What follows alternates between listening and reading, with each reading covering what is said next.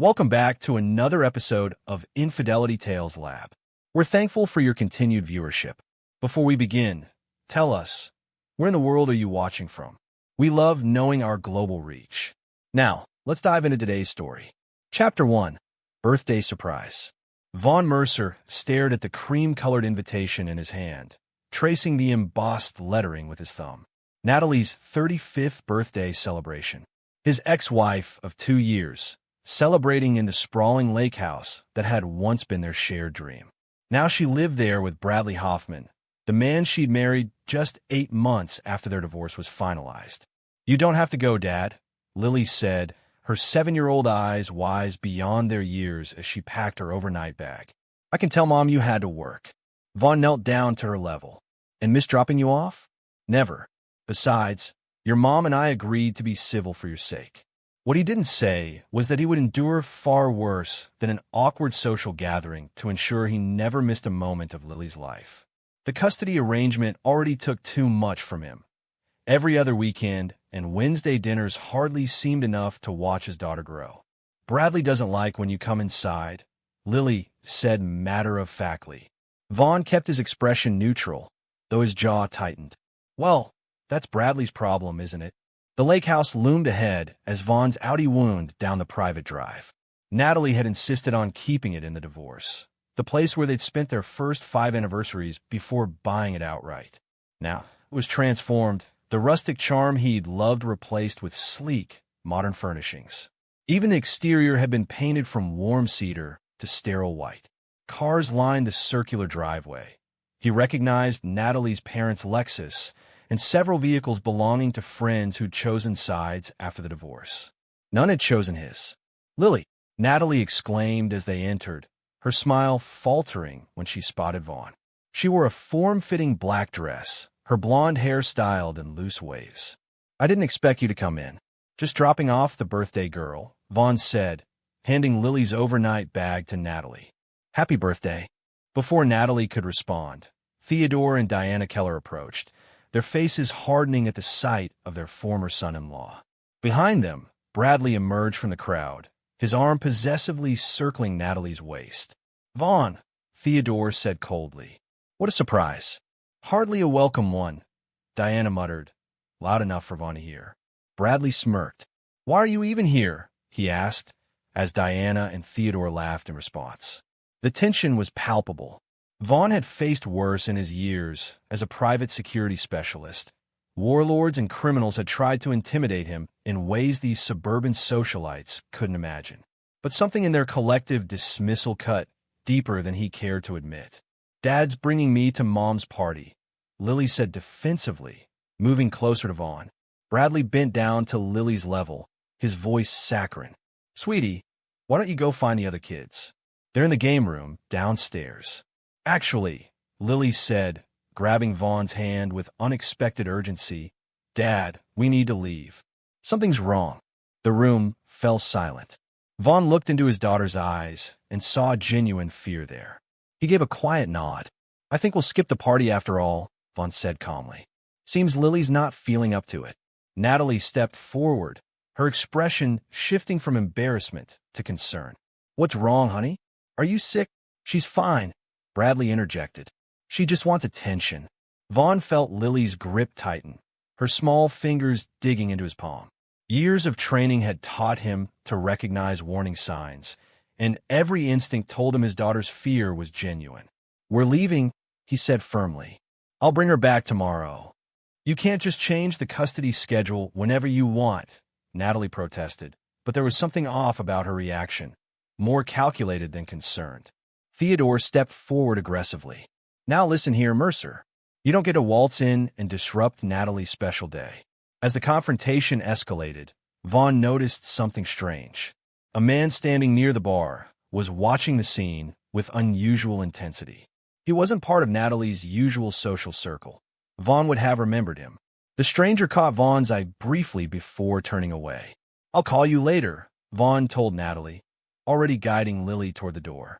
Outside, Lily remained silent until they were safely in the car and down the driveway. "You need to drive fast, Dad," she whispered, looking over her shoulder. "What's going on, Lily Pad?" What scared you in there? Her voice trembled. I heard Bradley and that man with the scar talking in the study. They said they were going to take care of loose ends tonight. She paused, eyes wide. Dad, they said your name. As Vaughn's knuckles whitened on the steering wheel, a black SUV appeared in his rearview mirror, accelerating rapidly behind them. Chapter 2. Dead Drops and Revelations. The SUV hung back just enough to maintain visual contact without being obvious, a textbook surveillance technique that Vaughn recognized instantly. He'd performed the same maneuver countless times during his 12 years with Sentinel Security Group before starting his own consulting firm. Lily, I need you to get down, Vaughn instructed calmly, his mind racing through contingency plans. Lie on the floor behind my seat and stay there until I say it's safe. Are the bad men following us? Lily asked, her voice remarkably steady as she unbuckled and slid down. Just being cautious, Vaughn replied, taking a sharp turn onto a side road. The SUV followed. Confirmation. Vaughn's training took over. He'd spent years protecting high-value targets in hostile environments across the globe. Now, the most precious cargo he'd ever transported was his daughter, and someone was trailing them with unknown intent. He needed a defensible position and information. 20 minutes of evasive driving later, Vaughn pulled into the underground parking garage of an office building where his friend Dominic Rizzo maintained a private security firm. Stay close, he instructed Lily as they hurried through the service entrance and up to Dominic's empty office suite. Vaughn used his emergency key and quickly disabled the alarm. Uncle Dom's not here? Lily asked, looking around the darkened office. He's in Dallas this week, Vaughn replied, moving to the security console. But his systems are always working. He pulled up the exterior cameras, confirming the black SUV had not followed them into the garage. For now, they were clear. Lily, Vaughn said gently, kneeling before his daughter. I need you to tell me everything you heard at the party, even things that might not seem important. Lily's account was fragmented but disturbing. Bradley and a man she described as having an angry line on his face, presumably a scar, had been discussing something involving offshore accounts, a timeline that had been accelerated, and Vaughn being a problem that needed handling. They seemed scared when they talked about a woman named Portia, Lily added. Bradley said she was getting suspicious and might talk to you. The name hit Vaughn like a physical blow. Portia Devereux had been Natalie's best friend since college, and the one person who had reached out to Vaughn after the divorce, hinting that there was more to the breakup than he knew. They'd met for coffee once, 3 months ago, but she'd been vague and seemed frightened. She'd promised to contact him again with proof, but never did. Vaughn had dismissed it as divorce drama at the time, focusing instead on rebuilding his life and being there for Lily. Now, he wondered if that had been a catastrophic mistake. While Lily dozed on the office couch, Vaughn began pulling threads. A deep search on Bradley Hoffman revealed inconsistencies in his background. The successful investment advisor persona showed cracks under scrutiny, periodic employment gaps, sudden relocations, and a suspicious absence of digital footprint before 2015. More disturbing was what Vaughn found on Theodore Keller, Natalie's father.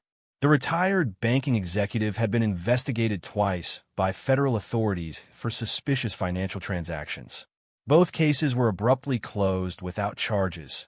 The lead investigators subsequently transferred or retired. By midnight, Vaughn had compiled enough to suspect he'd barely scratched the surface of whatever was happening. He needed more resources and a safe place for Lily. A text message alert broke his concentration. An unknown number with a single message. Portia Devereux found dead in her apartment. Apparent suicide. Police involved. Watch yourself. Vaughn stared at his phone, ice forming in his veins. The message could only have come from one of his former colleagues at Sentinel, people who monitored police bands and kept tabs on potential security threats. Something much darker than a bitter ex-wife and her arrogant new husband was unfolding. Vaughn made 3 calls, one to his sister Renee to arrange emergency care for Lily, one to his attorney to document the custody situation, and one to a former associate who specialized in deep background investigations. By dawn, Lily was safely with his sister in a vacation cabin outside cell coverage, and Vaughn was back at his condo, methodically preparing for what was coming. He pulled his go bag from the hidden compartment in his closet. Cash, untraceable burner phones, and the Glock 19 he'd carried during his most sensitive operations overseas.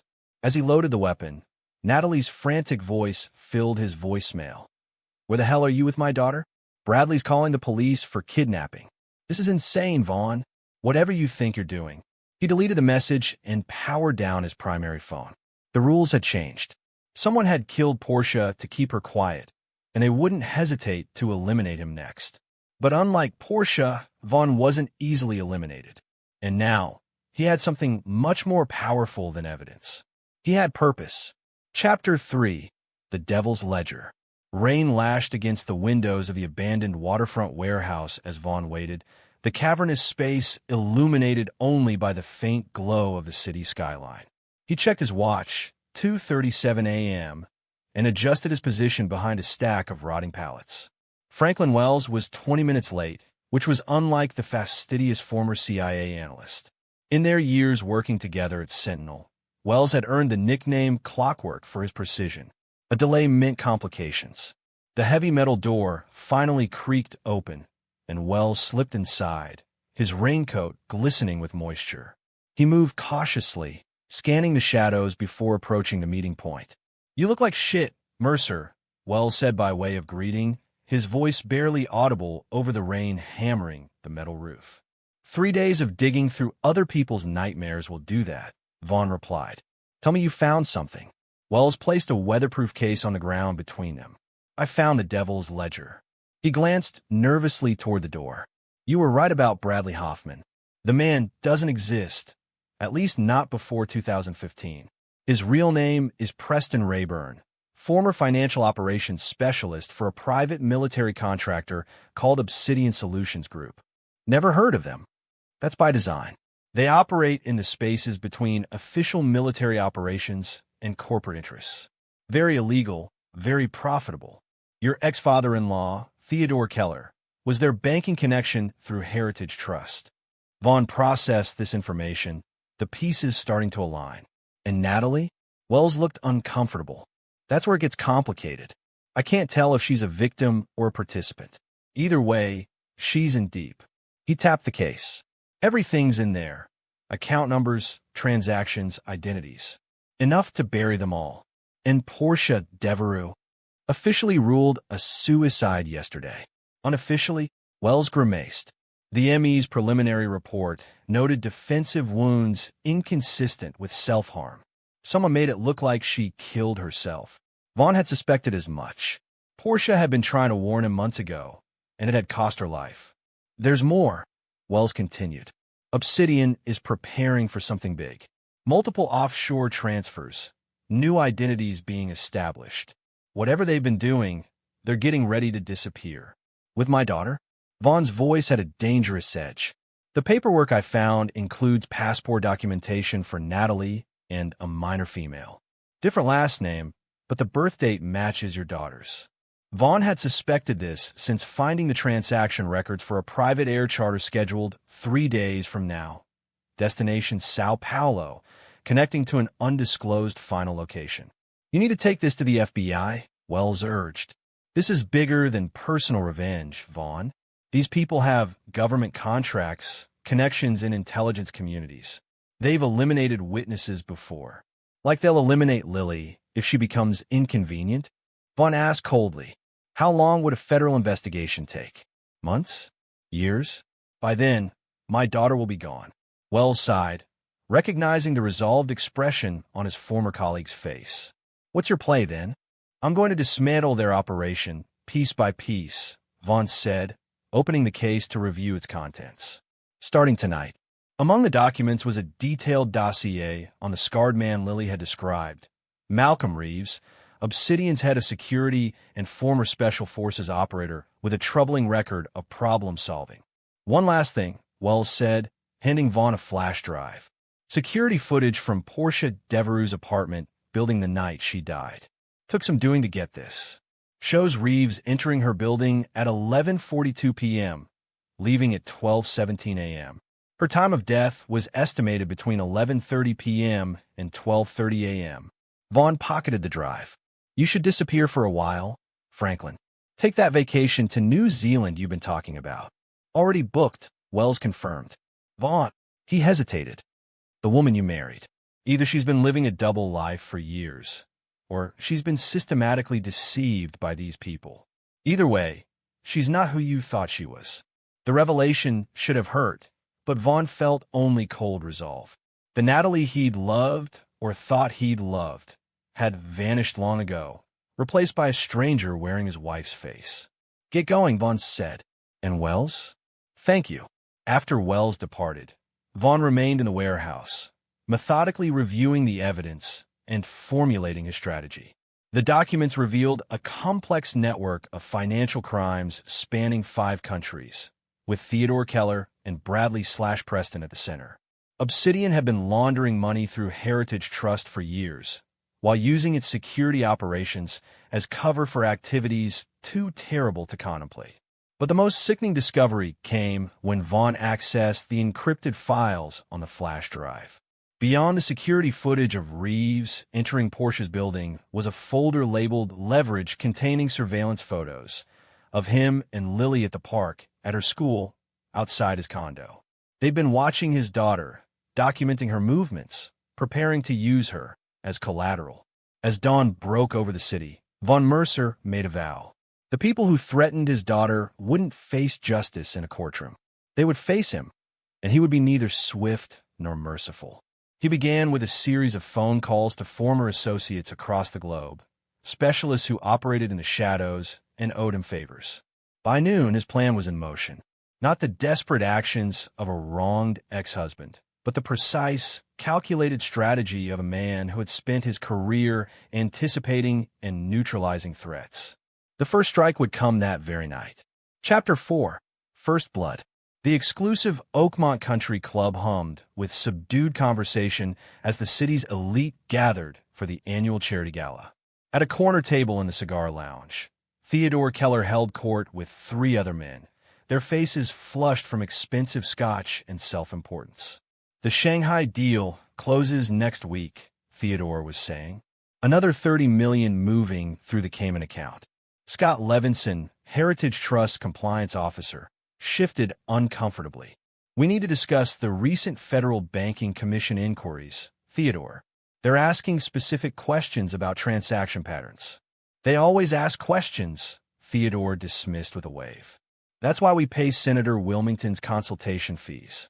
From his position at the bar, Vaughn observed the interaction through the reflection in the mirror behind the bottles.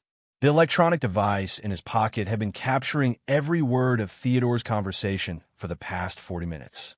The bartender slid another bourbon toward Vaughn. Compliments of the gentleman at the end of the bar. Vaughn turned, surprised to find Malcolm Reeves, the scarred man from Natalie's party, watching him with cold calculation. Their eyes met, an unspoken challenge passing between them. After a moment, Vaughn picked up his drink and walked over. Bold move, approaching me in public, Vaughn said, taking the seat beside Reeves. Professional courtesy, Reeves replied. One operator to another. I've reviewed your file. Impressive work in Tehran. In Bogota. I'm retired. No one with your skill set truly retires, Mr. Mercer. They just change employers. Reeves sipped his whiskey. You've been making inquiries. Accessing systems you shouldn't. Looking into matters that don't concern you. When someone puts surveillance on my daughter, it becomes my concern. Reeves didn't bother denying it. Insurance. Nothing more. Your ex-wife is valuable to certain interests. By extension, so is the child. You killed Portia Devereux. Let's call an unfortunate business necessity. She became unreliable. Reeves leaned closer. This conversation is a professional courtesy. A warning. Stand down. Whatever you think you know, whatever evidence you believe you have, it won't matter. The people I work for exist beyond accountability. Vaughn's expression remained impassive. Is that what you told Portia before you staged her suicide? Something dangerous flashed in Reeves' eyes. Your daughter seems happy with her mother and stepfather. It would be a shame to traumatize her with unnecessary complications. You threatened my daughter again, Vaughn said quietly, and they won't find enough of you to identify. Reeves smirked. Brave words from a man outmatched and outnumbered. He stood, dropping cash on the bar. "This is your only warning, Mercer. Next time won't be a conversation." After Reeves departed, Vaughn remained for another 20 minutes, watching Theodore's group break up. When Theodore headed for the restroom, Vaughn followed. The ornate bathroom was empty except for the two of them. Theodore froze when he saw Vaughn's reflection in the mirror. "What the hell are you doing here?" Theodore demanded, turning to face his former son-in-law. "I know about Obsidian," Vaughn said calmly. "I know about the money laundering through Heritage Trust.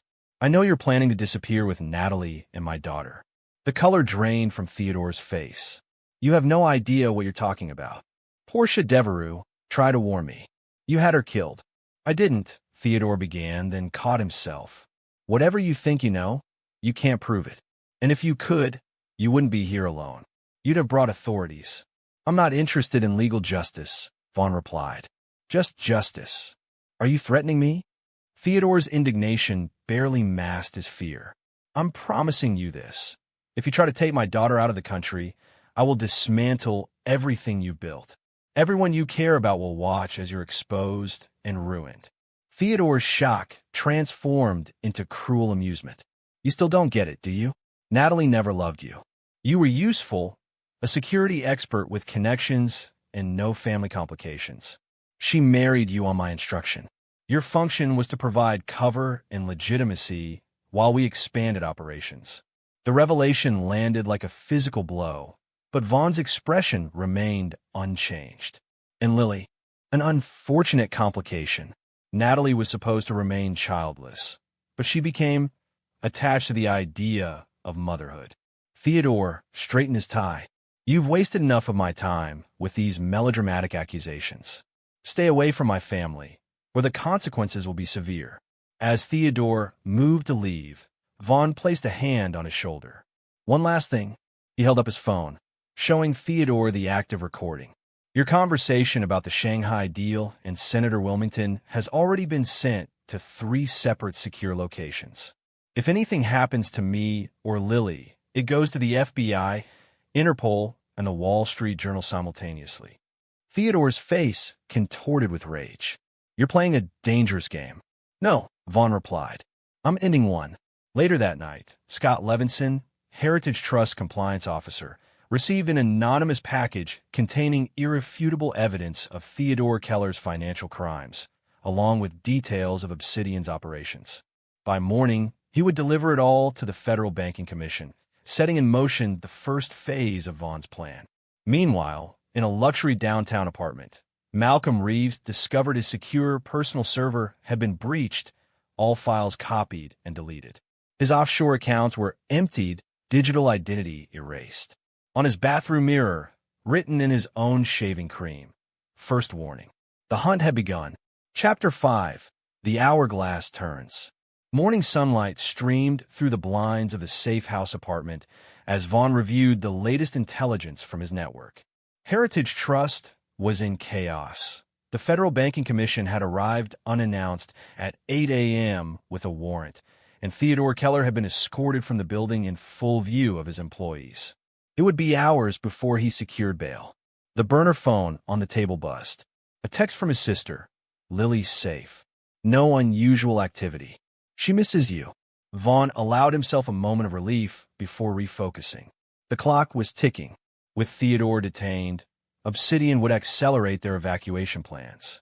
He needed to move quickly. The television news played in the background. A reporter standing outside Heritage Trust headquarters. Allegations of extensive money laundering and securities fraud. Sources close to the investigation suggest connections to international arms dealing through a private military contractor. Vaughn's phone buzzed again, this time his primary cell phone, which he kept powered off except for brief checks. 17 missed calls from Natalie, 3 from Bradley, and a voicemail from his attorney. He listened to the attorney's message first. "Vaughn, they filed emergency custody modification papers alleging parental kidnapping. Judge Hanscom granted a temporary order. You need to produce Lily immediately or face criminal charges. Call me." Next came Natalie's latest voicemail, her voice eerily calm.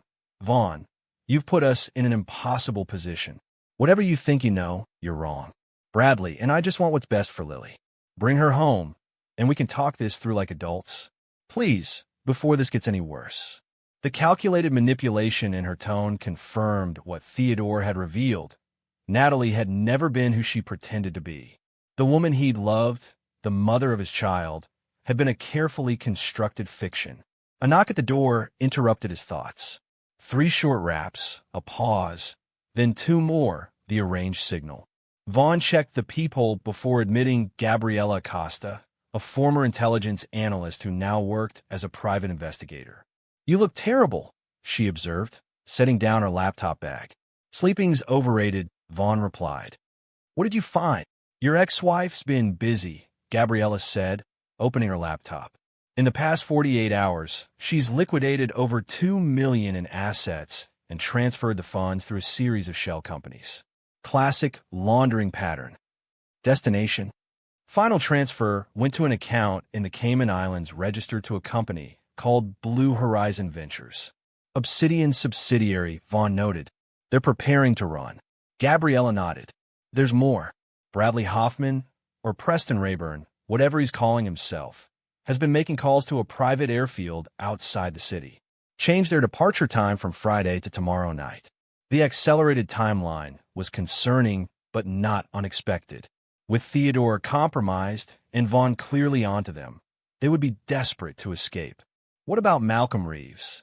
Gabriella's expression turned grim. He's gone completely dark since his accounts were drained. But before he disappeared, he made contact with these 3 individuals. She displayed photos of hard-looking men, former Obsidian operatives, professional hitters. He's assembling a kill team, Vaughn concluded. Most likely. And based on their movement patterns, they're already in the city. Vaughn considered this development. Reeves was dangerous alone. With a team of trained killers, the threat level increased exponentially. "There's one more thing you should see," Gabriella said, pulling up an email thread. "I managed to access Bradley's secure server. These communications between him and Theodore Keller go back 7 years, including detailed discussions of using you for operational cover and exit strategy if things went south." Vaughn scanned the emails, his expression hardening as he read the clinical assessment of his vulnerabilities, the cold calculation of how his security expertise could benefit their operation, how his love for Natalie made him easy to manipulate. One passage stood out with sickening clarity. Mercer's background is perfect, orphaned at 12, minimal family connections, devoted to his career.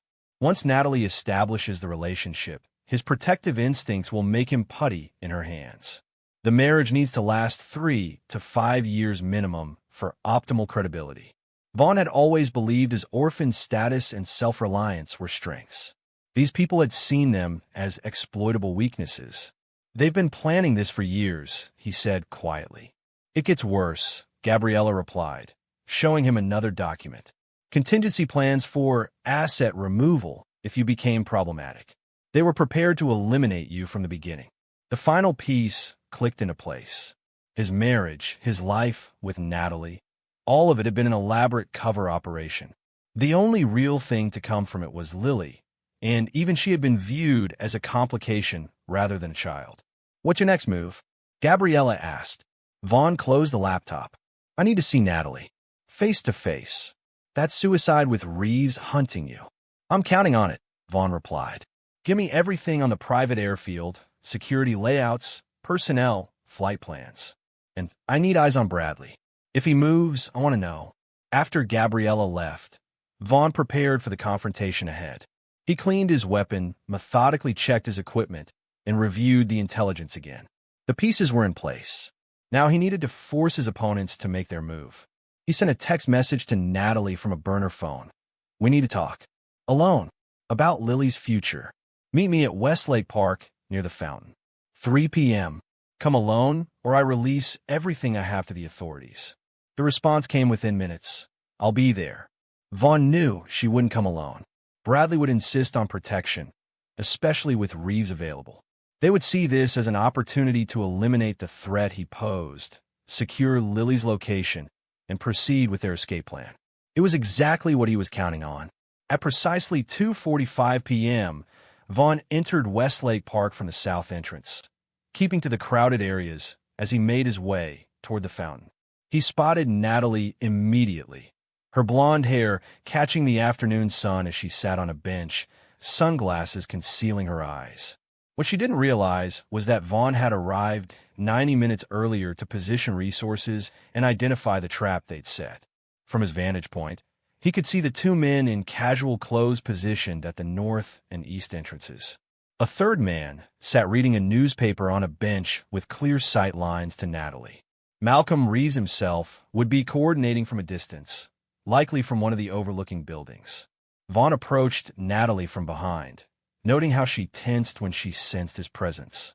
"Hello, Natalie," he said, taking a seat beside her. "Where should I use your operational designation?" "Siren, wasn't it? From the Project Odysseus files." She removed her sunglasses, her blue eyes cold and calculating, so different from the warm gaze he'd once loved. "You've been busy, so have you. Liquidating assets, preparing new identities, arranging private transportation." "It's not what you think," she said, her voice taking on the concerned tone she'd perfected over their years together. "Theodore's been involved in some questionable business dealings. Bradley and I just found out. We're trying to protect Lily." "Stop lying," Vaughn said quietly. "I know everything. About Obsidian, about your role in the operation, about how you were assigned to marry me as cover." For a moment, Natalie's composure slipped, genuine surprise crossing her features. Then her expression hardened. "Fine. What do you want?" "To understand one thing," Vaughn replied. "Was any of it real? Any moment of our life together?" Natalie hesitated, something unreadable flickering in her eyes. "Lily," she finally said. "Lily wasn't part of the plan. I wasn't supposed to get pregnant. But when it happened," she trailed off, "having her change things. But not enough to stop using her as leverage against me." "We do what's necessary to survive," Natalie replied coldly. "Now, where is she?" "Safe. Beyond your reach." Natalie's eyes narrowed. "Reeves will find her. He finds everyone." "Reeves is otherwise occupied," Vaughn said, nodding slightly toward the north entrance where police officers were now approaching one of the surveillance men. "Anonymous tip about an armed suspect. Same for your east entrance coverage." Alarm spread across Natalie's face as she realized the trap had been reversed. "You can't win this, Vaughn. You don't understand the resources aligned against you." "I understand perfectly," Vaughn replied, standing up. "Give Bradley a message for me. Tell him I'm coming for him next." As he walked away, Natalie called after him, "They'll kill you. You can't protect Lily if you're dead." Vaughn didn't look back. Phase 2 of his plan was now in motion. Chapter 6: Betrayal's Price. The private airfield glowed under security lights as evening descended, its perimeter patrolled by armed guards. Not the typical security for a civilian facility. From his observation position in the tree line, Vaughn counted 6 men with military-grade weapons and tactical movement patterns. Definitely Obsidian personnel. His earpiece crackled. "Perimeter sweep approaching your position," warned Gabriella, who was monitoring the security feed she'd hacked. 30 seconds.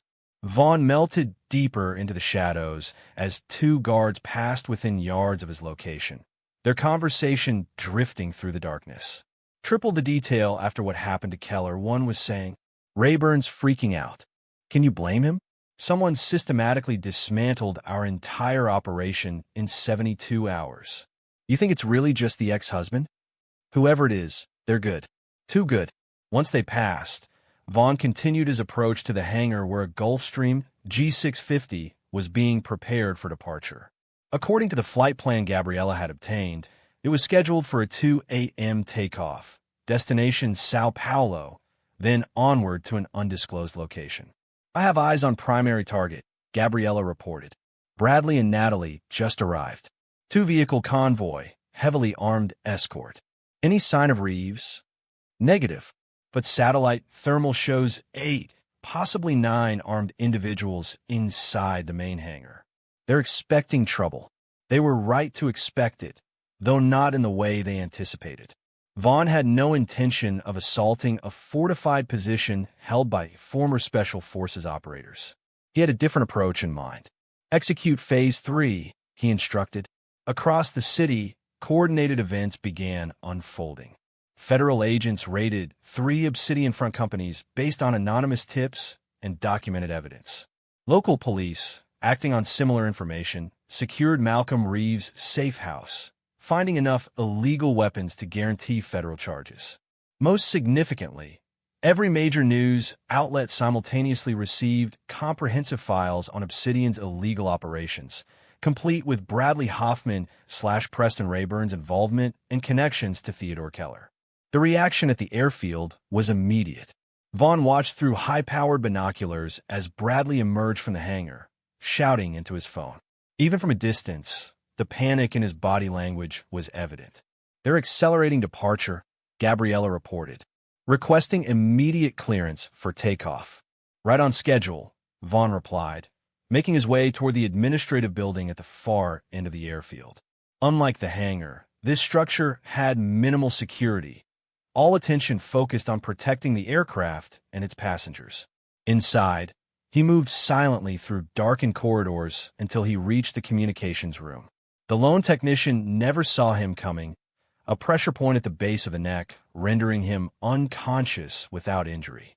Vaughn locked the door and accessed the facility's internal systems.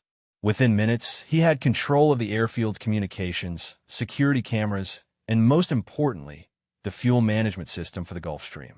"All assets in position," came Gabriella's voice in his ear. "Understood. Go dark until extraction." Vaughn initiated the final sequence, triggering a cascading communications failure across the facility. As emergency protocols activated, the security team's attention divided between the perceived external threat and securing their principal's escape. Through the surveillance system, Vaughn watched Bradley and Natalie being hustled toward the waiting aircraft, surrounded by protective detail. Bradley looked shell-shocked, while Natalie maintained her composure, scanning the surroundings with practiced vigilance. Just before they reached the aircraft, federal helicopters appeared over the horizon, their spotlights cutting through the darkness. The timing was perfect, the result of anonymous tips about illegal weapons and human trafficking operations at the supposedly civilian airfield. Chaos erupted below as Obsidian personnel scrambled to respond to the unexpected development. Bradley and Natalie were rushed back toward the vehicles while guards took defensive positions. In the confusion, no one noticed the figure moving through the shadows toward the main hangar. No one except Natalie, who broke away from her security detail and pursued, drawing a concealed weapon from beneath her jacket. Inside the darkened hangar, Vaughn worked quickly, placing small charges at strategic points around the fuel reserves. Not enough to cause catastrophic damage, just sufficient to ensure the aircraft wouldn't be taking anyone to South America tonight or any other night. "I should have known," came Natalie's voice from behind him. "The others underestimated you. I warned them." Vaughn turned slowly to face his ex-wife, noting the 9mm pistol aimed steadily at his chest. "You always were the smarter one. This won't end well for you," Natalie said, maintaining her distance. "Even if you manage to bring down Obsidian, others will take its place. The same people who protected Theodore all these years will find new assets to control." "Maybe," Vaughn acknowledged, "but they won't have my daughter." Something shifted in Natalie's expression, a flash of genuine emotion breaking through her operational facade. "I do love her, Vaughn. Whatever else was false, that never was. And yet you were prepared to take her away forever, to raise her in a world of criminals and killers." "I was protecting her," Natalie insisted. "You don't understand what these people are capable of." "I understand perfectly," Vaughn replied. "That's why I've spent the last 3 days systematically dismantling their entire operation. Bank accounts frozen, identities compromised, safe houses exposed. By morning, there will be nothing left of Obsidian or anyone connected to it." Fear flashed across Natalie's features. "You can't have reached everyone. The organization is too extensive." "I didn't have to," Vaughn said. "I just had to create enough chaos and uncertainty to turn them against each other. The rest is happening on its own. Your father already offered testimony against Bradley in exchange for witness protection. And Bradley Well, the files I sent to the FBI contained enough to ensure he'll spend the rest of his life in a Supermax facility. The distant sound of gunfire erupted outside, federal agents engaging with the Obsidian security team. "It's over," Natalie once said. "The only question is whether you'll be arrested as an accomplice or eliminated as a liability. Because those are the only options Obsidian's real controllers will leave you." Uncertainty crept into Natalie's eyes. "There's always another option, like shooting me and escaping in the confusion." Vaughn suggested. "It won't work. This entire conversation is being recorded and transmitted to federal authorities. Kill me, and you'll never see Lily again." The mention of their daughter caused Natalie's aim to waver. "Where is she? Is she really safe? Safer than she ever was with you?" Something broke in Natalie then, the calculated operative giving way to a mother's desperation. "I never wanted this for her. You have to believe that. When they told me to target you, to create a relationship as cover, it was just an assignment. I never expected to have a child, to build a life that felt real." Vaughn finished for her. Natalie nodded, tears forming in her eyes. "Theodore has controlled my life since I was 17. After my mother died, he brought me into his world piece by piece. By the time I understood what it really was, I was already implicated in too many operations to escape." The gunfire outside intensified, moving closer to the hangar. "You have one chance," Vaughn said, his voice hardening. "Put down the gun and turn yourself in. Cooperate fully with the authorities. If you do that, if you help dismantle what remains of this organization, I'll make sure Lily knows you tried to do the right thing in the end." Natalie's hand trembled, the weapon becoming heavy in her grip. "They'll kill me in custody. Make it look like suicide, just like Portia." "Not if you have leverage," Vaughn countered, removing a flash drive from his pocket. "Names, dates, offshore account for the people above Theodore and Bradley. The ones who really control Obsidian. Insurance to keep you alive." Hope flickered across Natalie's face. "You do that? After everything?" "Not for you," Vaughn clarified. "For Lily. So she'll know her mother wasn't completely lost." The hangar doors crashed open, federal agents flooding in with weapons raised, shouting commands. Natalie looked from them to Vaughn, then slowly lowered her weapon and placed it on the ground. As agents moved to secure her, she locked eyes with Vaughn one last time. "Tell Lily I'm sorry. Tell her." Her voice broke. "Tell her I did love her. That was never a lie." Vaughn watched him passively as Natalie was led away, her words echoing in his mind. Outside, Bradley was already in custody, his face contorted with rage as agents secured him in a transport vehicle. The elaborate criminal enterprise that had destroyed Vaughn's marriage and threatened his daughter was collapsing in real time all around him. Yet victory felt hollow. In dismantling the threat to Lily, he had also demolished the foundations of her life, exposing her mother as a fraud, her grandfather as a criminal, her stepfather as a dangerous operative. The truth, necessary as it was, would leave scars that might never fully heal. As dawn broke over the airfield, Vaughn stood alone amidst the aftermath of his vengeance, the weight of what came next settling heavily upon him. The battle was won, but the war to give Lily a normal life was just beginning. And somewhere in the chaos, Malcolm Reeves had slipped away, the one loose and Vaughn couldn't account for. A dangerous enemy, now driven by personal vendetta rather than professional assignment. The game had changed, but it wasn't over. Chapter 7. Ashes and Shadows.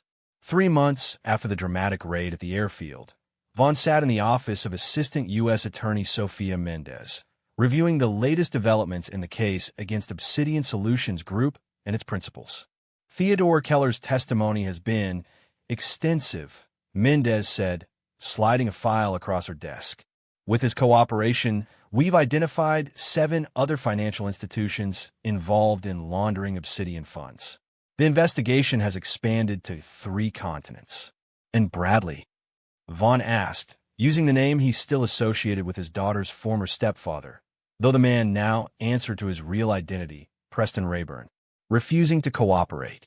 His attorneys are pursuing an aggressive defense, claiming he was an unwitting participant manipulated by Keller." Mendez's expression made clear her opinion of this strategy. With the evidence he provided, plus Natalie's testimony, he's facing multiple life sentences regardless.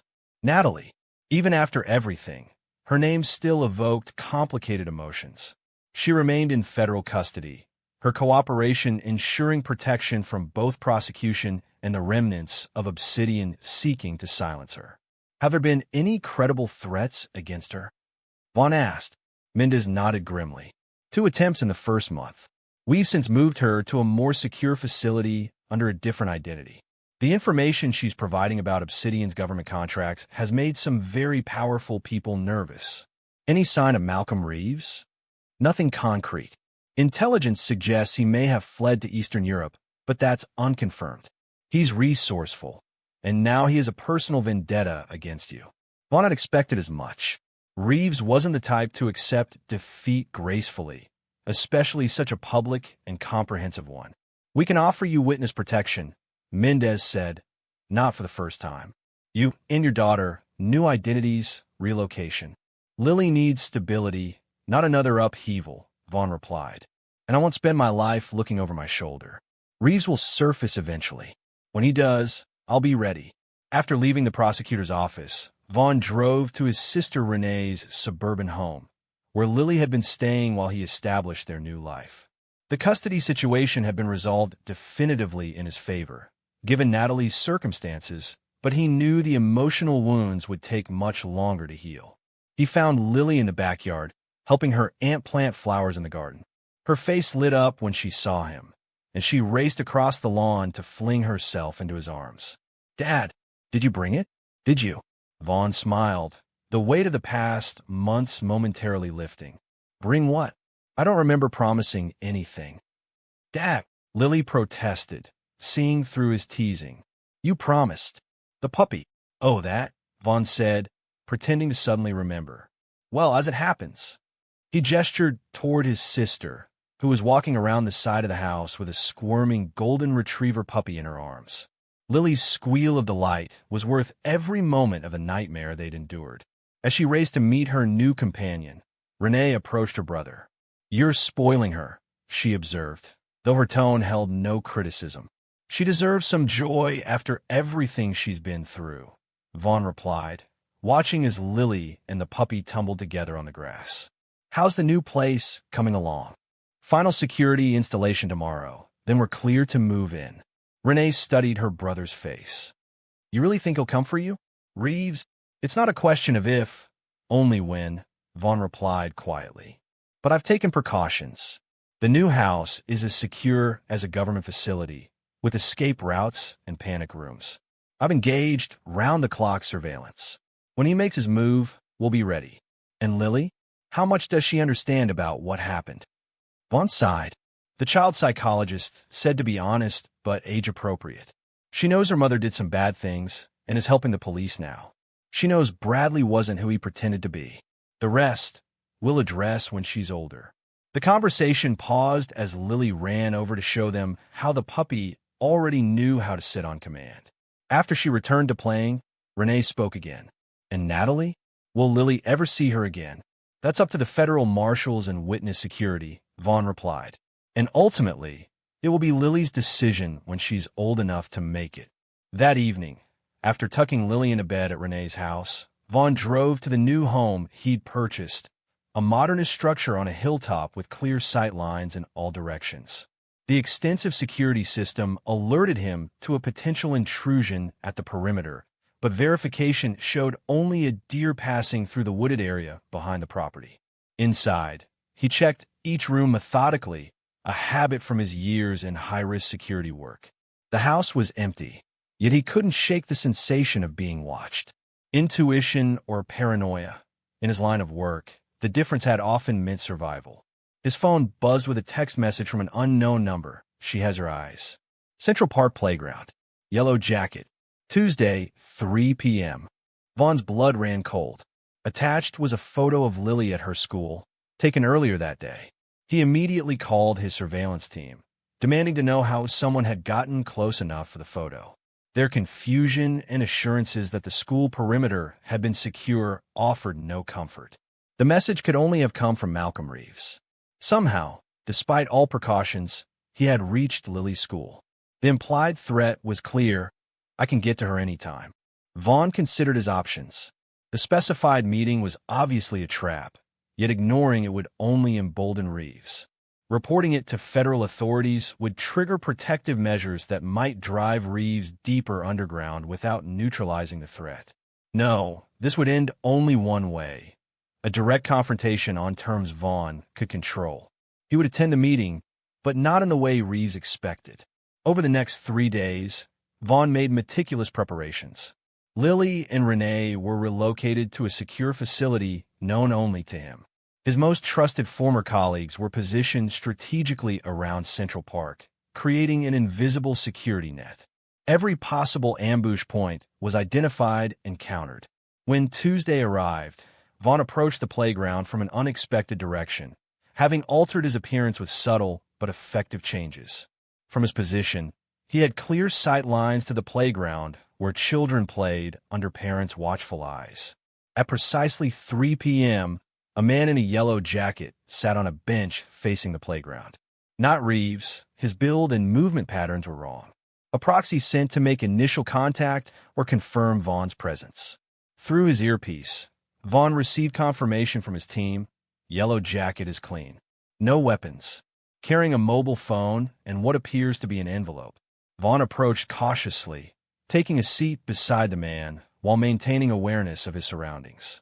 He said you'd come, the man said without looking at Vaughn. Said you wouldn't risk your daughter. Where is he? Not here. The man slid the envelope across the bench. He said to give you this. Said it explains everything. As Vaughn reached for the envelope, his instincts screamed a warning. He pulled back just as the man's hand moved to his pocket with unnatural speed. The next moments unfolded in horrifying clarity. Vaughn knocked the man's arm aside as he withdrew not a weapon, but a syringe. The momentum carried the needle into the man's own thigh, and his eyes widened in shock and terror. Help! The man gasped, his face already contorting. He said it wouldn't hurt you. Said it was just to make you sleep. Within seconds, the man began convulsing, drawing screams from nearby parents who grabbed their children and fled. Vaughn's security team converged, establishing a perimeter as the man's body went rigid, then still. The entire incident had been orchestrated not to kill Vaughn, but to send a message and to eliminate the messenger, leaving no connection to Reeves. Inside the envelope was a single photograph. Natalie in her witness protection location, reading a newspaper with yesterday's date clearly visible. Scrawled across the image were the words, "She's next. Then you. Then Lily will be alone. Just like you were." The reference to Vaughn's orphan childhood confirmed Reeves had accessed his complete background. This wasn't just revenge. It was psychological warfare designed to systematically destroy everything Vaughn valued before coming for him directly. As federal authorities took over the scene, Vaughn stepped away, making a call to Assistant U.S. Attorney Mendez. Reeves has compromised Natalie's location, he said without preamble. Move her immediately. Full security protocol. How could he possibly? He has sources inside your operation. Vaughn cut her off. Someone with access to witness security. Trust no one until you identify the leak. After ending the call, Vaughn made a decision. Defensive measures were no longer sufficient. To protect Lily and end this threat permanently, he would need to take the fight directly to Malcolm Reeves, wherever he was hiding. The hunter was about to become the hunted. Chapter 8. Predator and Prey. The abandoned steel mill stood silhouetted against the night sky, its skeletal structure a monument to industrial decay. Rain pelted the rusted metal, creating an eerie percussion that masked Vaughn's approach through the surrounding wetlands. 72 hours of relentless pursuit had led to this moment.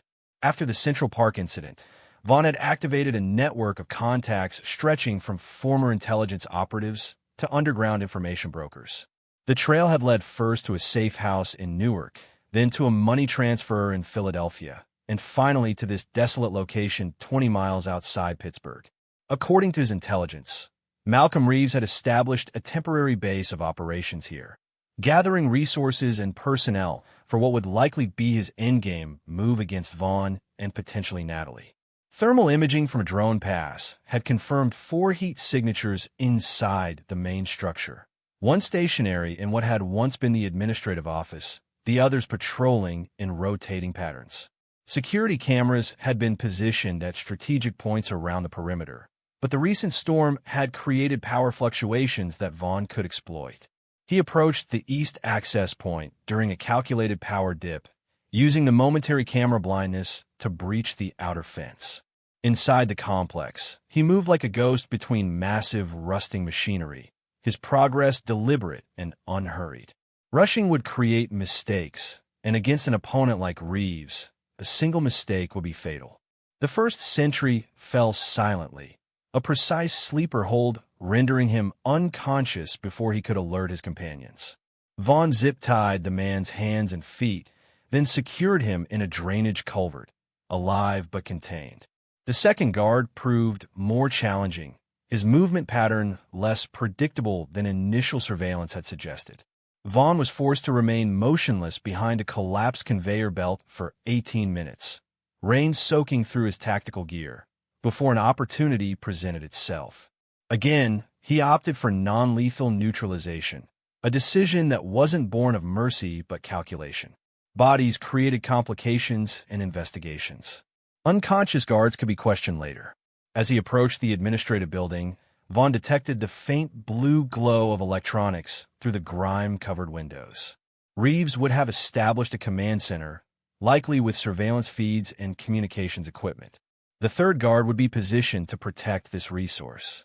Rather than risk a frontal approach, Vaughn circled to the roof access, using the external fire escape that groaned treacherously under his weight. The sound was mostly masked by the continuing storm, but he froze when lightning illuminated the area, making him potentially visible to anyone watching. No alarm was raised. He continued to the roof and located the access hatch, carefully testing it for booby traps before proceeding. The interior was pitch black, requiring night vision to navigate the maze of collapsed ceiling panels and rotting office furniture. Below, he could hear voices, a low murmur that suggested at least 2 individuals in conversation. He positioned himself above a ceiling vent that offered both visual and auditory intelligence. Confirmed the leak has been identified and neutralized, a voice was saying, not Reeves, but someone reporting to him. Federal marshals have moved the woman to a new location. We've lost that track for now. It doesn't matter, came Reeves' distinctive voice, cold and precise. Mercer is the priority. Once he's eliminated, we can locate the woman and the child at our leisure. The team from Belgrade arrives tomorrow. 6 operators, fully equipped. We don't wait, Reeves replied. Mercer's already hunting us. He's proven more resourceful than anticipated. You think he's found this location? A pause. It's possible. Enhance perimeter surveillance and activate the secondary security protocols. Vaughn had heard enough. Reeves was expanding his operation, bringing in additional mercenaries for what appeared to be a major offensive. The timetable had accelerated. He needed to end this now, before reinforcements arrived. Moving silently along the ceiling joists, he positioned himself above what appeared to be Reeves' command center. Through gaps in the deteriorating ceiling, he could see computer equipment, weapons, and tactical gear. Reeves sat at a central desk, studying something on a monitor, while his subordinate, a younger man with military bearing, checked surveillance feeds on a separate screen. Vaughn considered his options. A direct assault would be high risk, especially if Reeves had prepared contingencies. But allowing him to continue gathering resources would only make the eventual confrontation more dangerous. The decision was made for him when an alarm suddenly blared from the younger man's console. Perimeter breach, South Quadrant, he reported, reaching for a weapon. Thermal imaging shows a single intruder. On the surveillance screen, Vaughn could see a figure moving through the complex, a deliberate distraction created by one of his own team members right on schedule. Hendricks, investigate, Reeves ordered. Maintain communication. Could be local scavengers, could be something else. As the younger man exited, Vaughn prepared to make his move. Reeves, now alone, activated additional security measures, his attention divided between surveillance feeds and what appeared to be evacuation preparations. The ceiling gave way with a controlled crash as Vaughn dropped into the room, landing in a combat-ready stance with his weapon trained on Reeves, who showed no surprise at the intrusion. Calculated risk, Reeves commented, slowly raising his hands. Entering the lion's den directly. Enter the line, Reeves, Vaughn replied, keeping a safe distance. Your operation is compromised. Federal tactical teams are en route. Are they? Reeves smiled thinly.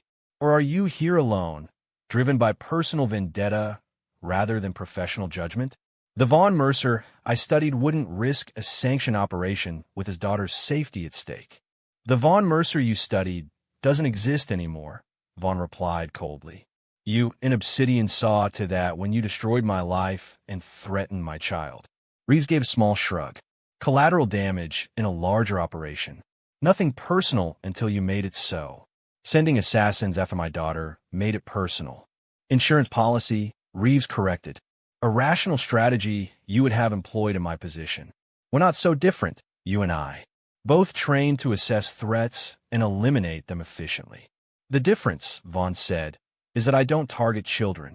A tense silence fell between them, broken only by the distant sound of the alarm still blaring across the complex. What's your endgame here, Mercer? Reeves finally asked. Kill me? Turn me over to authorities? Neither resolves your situation. There are others who will continue what I started. People who consider your knowledge of Obsidian operations an unacceptable liability. I've already dismantled Obsidian, Vaughn replied. Your principals are under indictment or in witness protection. Your offshore accounts are frozen. There's nothing left to protect. Something shifted in Reeves' expression, the first hint of genuine emotion breaking through his professional facade. There's always something left. Always loose ends to eliminate. That's why we're both here, isn't it? To tie up the final loose end in this operation. The radio on Reeves' desk crackled. No sign of the intruder. Possible false alarm from wildlife. Continuing perimeter sweep. Reeves' gaze flickered briefly toward the desk, a momentary tell that Vaughn recognized from years of high-stakes confrontations. There was something on that desk beyond the radio, something Reeves considered a potential game-changer. Hands on your head, Vaughn commanded, moving to secure Reeves while maintaining awareness of potential threats. Kneel, facing away from the desk. Reeves complied with deliberate slowness. You're making a mistake, Mercer. I'm offering you a way out, for you and your daughter. A permanent resolution. The only resolution is ending the threat you pose, Vaughn replied, securing Reeves' hands behind his back with reinforced zip ties. Whatever you're planning dies here. Once Reeves was restrained, Vaughn approached the desk cautiously, keeping his weapon trained on his prisoner. What he found sent a chill through him. Detailed surveillance photos of Lily at her new school, at Renee's house, even in the supposedly secure facility where he'd relocated them. More disturbing were architectural plans of the building, with security systems marked and potential entry points highlighted. How did you get these? Vaughn demanded, fighting to keep his voice steady. Professional courtesy, Reeves replied with a cold smile. A demonstration of capability. Those photos were taken this morning. Your security measures have already been compromised. My team has established access protocols for when the moment comes. What moment? When I give the order, Reeves said simply, or when I fail to check in at designated intervals. Dead man switch, Mercer. Standard contingency planning. Kill me, imprison me. Either way, protocols activate. Vaughn felt the familiar ice of combat clarity settling over him. If Reeves was telling the truth, and his operational history suggested he would have such contingencies, then simply neutralizing him wouldn't resolve the threat to Lily. What do you want? Vaughn asked, already knowing the answer. Professional resolution, Reeves replied. You disappear permanently. No further pursuit of Obsidian interests or personnel. In exchange, your daughter lives undisturbed. And I'm supposed to trust your word? Trust operational logic, Reeves countered. With you gone, your daughter presents no intelligence risk. Eliminating her creates complications without strategic benefit. My principals are pragmatists, not sadists. The building suddenly shook with an explosion from the south perimeter, Vaughn's extraction team creating a diversion as planned. Alarms blared with renewed urgency. Reeves remained unnaturally calm. Limited time frame now, Mercer. Decision point. Your life for your daughter's safety. The offer expires when reinforcements arrive, for either of us. In the flickering emergency lights, Vaughn studied the man who had become his nemesis.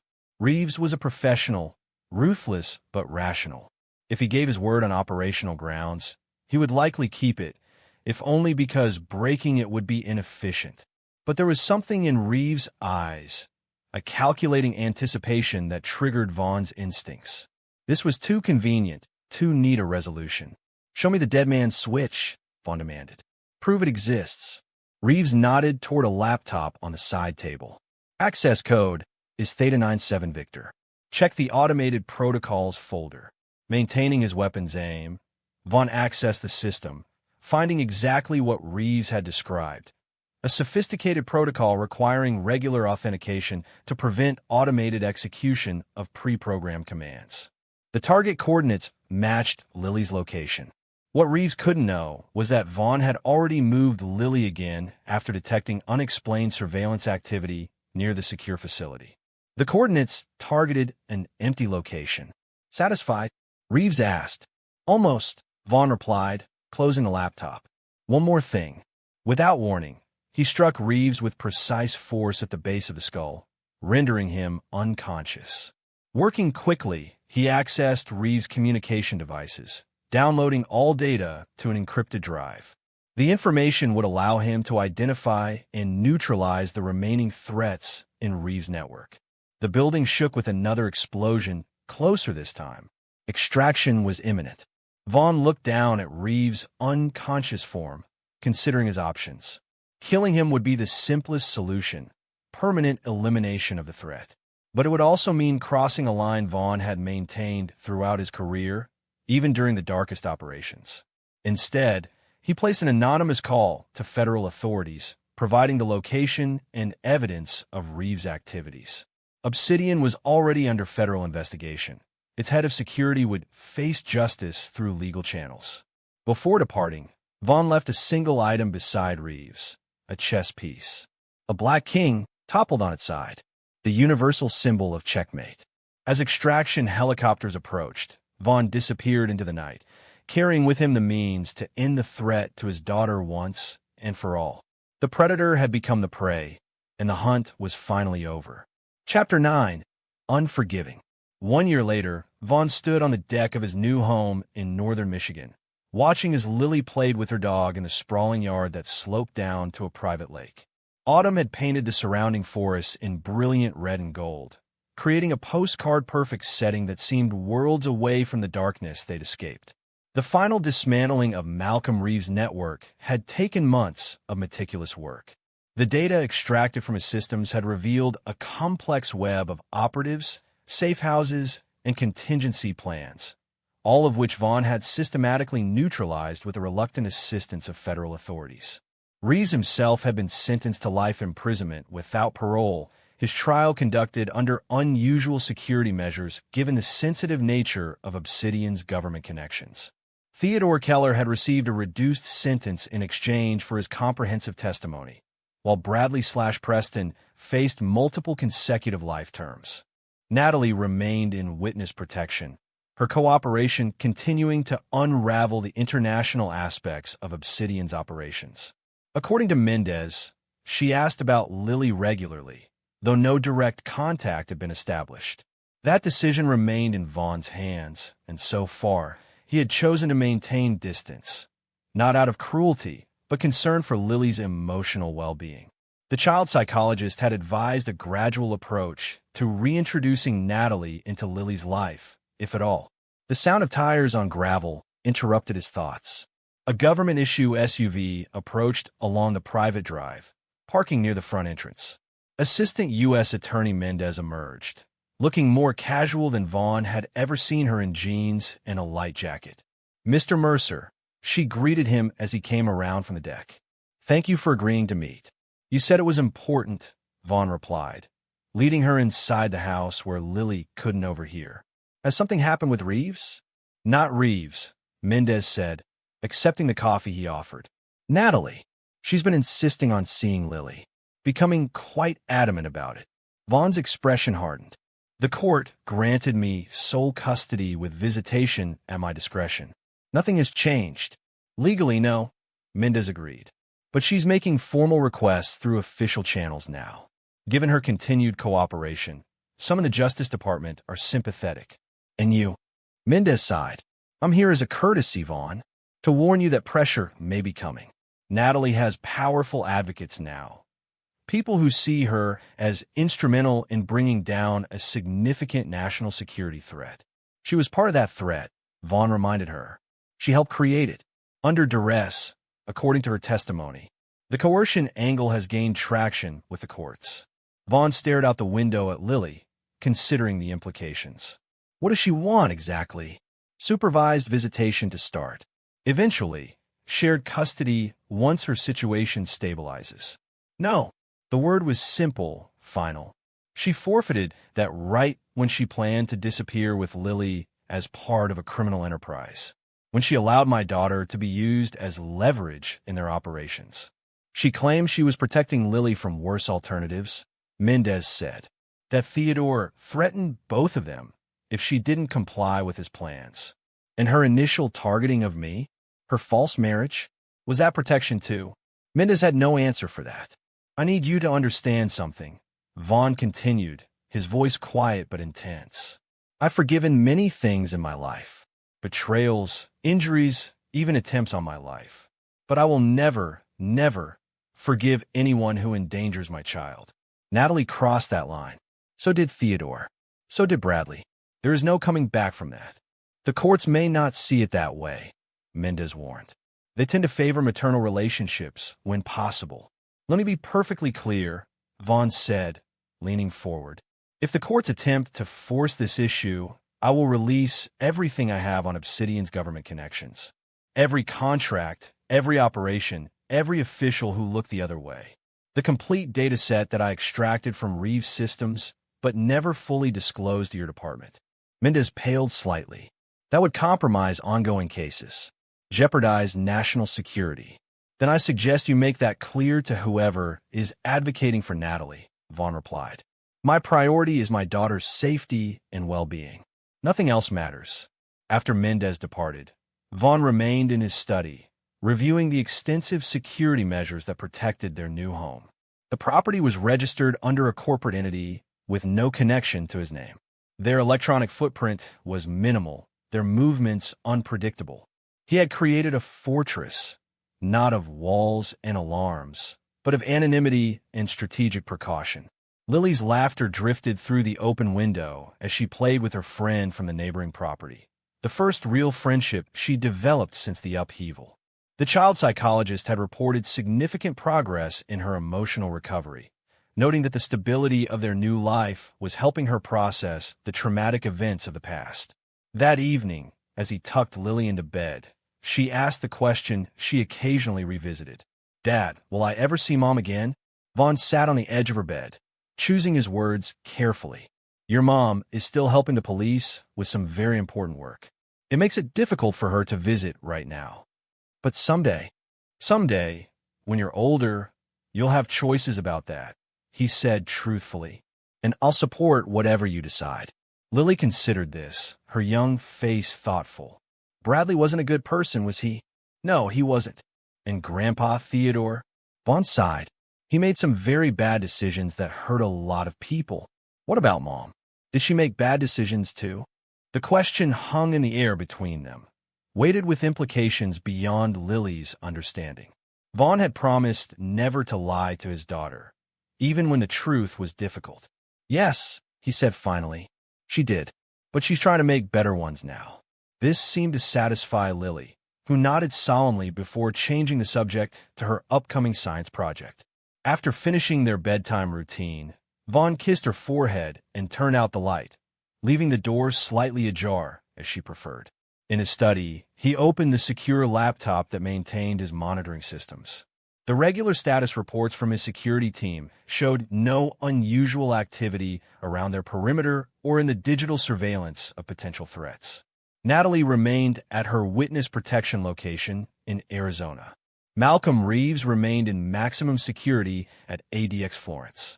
Theodore Keller was serving his reduced sentence at a medium security facility in Pennsylvania. The final screen showed a real-time location ping from Bradley/Preston's prison transport, currently en route to a federal courthouse for an appeal hearing. The tracking device had been planted by one of Vaughn's contacts in the Marshal's Service, providing an extra layer of security that official channels wouldn't offer. As he was about to close the laptop, an alert flashed on the screen, an unexpected deviation in the transport route. The vehicle had turned onto a secondary road, away from the designated secure path to the courthouse. Vaughn immediately activated enhanced tracking, watching as the transport continued along isolated country roads. This wasn't a standard route change. It was completely off protocol. He made a quick call to his contact in the Marshal's Service, who promised to investigate immediately. Within minutes, the response came back. No authorized route change had been logged. The transport wasn't responding to communication attempts. Vaughn watched the tracking screen with growing apprehension as the transport came to a stop in a remote area. The signal remained stationary for 17 minutes, then began moving again, but at a much higher speed and in the opposite direction. An hour later, the news broke across emergency channels. A federal prisoner transport had been attacked by unknown assailants. 2 marshals dead. The prisoner, Preston Rayburn, formerly known as Bradley Hoffman, missing and presumed extracted by the attackers. Vaughn's security protocols activated automatically. Additional personnel deployed to the perimeter of his property. Surveillance drones launched to monitor the surrounding area. Evacuation vehicles prepared for immediate departure if necessary. But even as these measures unfolded, Vaughn knew they were likely unnecessary. This wasn't about him or Lily, not directly. This was about Obsidian protecting its interests. Bradley/Preston knew too much, had been too deeply embedded in their operations. His testimony, should he choose to provide it, could implicate figures far beyond those already exposed. His extraction wasn't an attack on Vaughn. It was damage control by powers that remained in the shadows. Still, prudence demanded preparation. Vaughn sent a coded message to Renee, activating their emergency protocols.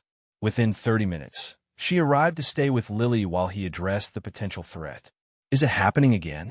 Renee asked quietly as they stood in the kitchen, out of Lily's earshot. "Precautionary measures only," Vaughn assured her. "I don't believe we're targeted, but I need to verify." For the next 3 days, Vaughn worked tirelessly, leveraging every contact and resource to track Bradley/Preston's extraction team.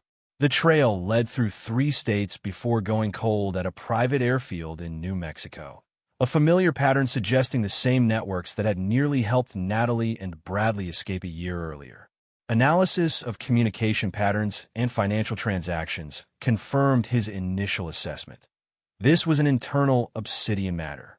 Bradley had been extracted not to pursue vengeance against Vaughn, but to prevent further exposure of Obsidian's government connections. As the immediate threat assessment downgraded, Vaughn maintained enhanced security but allowed life to return to relative normalcy. Lily resumed school. Their daily routines continued, and the autumn days passed in a rhythm that offered healing and stability. 2 weeks after Bradley's extraction, Vaughn received an encrypted message from a source deep within federal intelligence circles. Rayburn terminated. Obsidian protocols. File closed. The message confirmed what Vaughn had suspected. Bradley had been eliminated by his own organization, a loose end tied permanently. The threat he might have posed, either as a witness or as an enemy, was neutralized. That evening, as Lily recounted her day's adventures over dinner, Vaughn found himself reflecting on the journey that had brought them here. The facade of his marriage had crumbled, revealing a complex conspiracy that had nearly destroyed everything he valued. Yet from those ashes, he had forged something new, a life defined not by deception, but by clarity of purpose and unyielding protective resolve. He had never been a forgiving man. Those who betrayed him, who threatened what he loved, found no mercy in his response. Natalie had discovered this truth. Theodore had learned it from his prison cell. Bradley had understood it in his final moments, executed by the very organization he had served. And should anyone else ever threaten Lily's safety or happiness, they would discover the same immutable fact. Von Mercer's vengeance was as patient as it was absolute, as methodical as it was merciless. But for now, listening to his daughter's laughter echoing through their home, Von allowed himself to embrace the peace they had earned. The demons had been vanquished, the shadows dispelled. The future stretched before them, not unmarked by the past, but no longer defined by it. In this moment, at least they were safe. And for Von Mercer, unforgiving protector, ruthless advocate, devoted father, that was enough. And there you have it. Another story comes to an end. What did you think? I'd love to hear your thoughts in the comments below. If you enjoy this story, consider joining our community by subscribing. It means the world to us. For more stories like this one, check out the recommended videos on screen, and I'll see you there.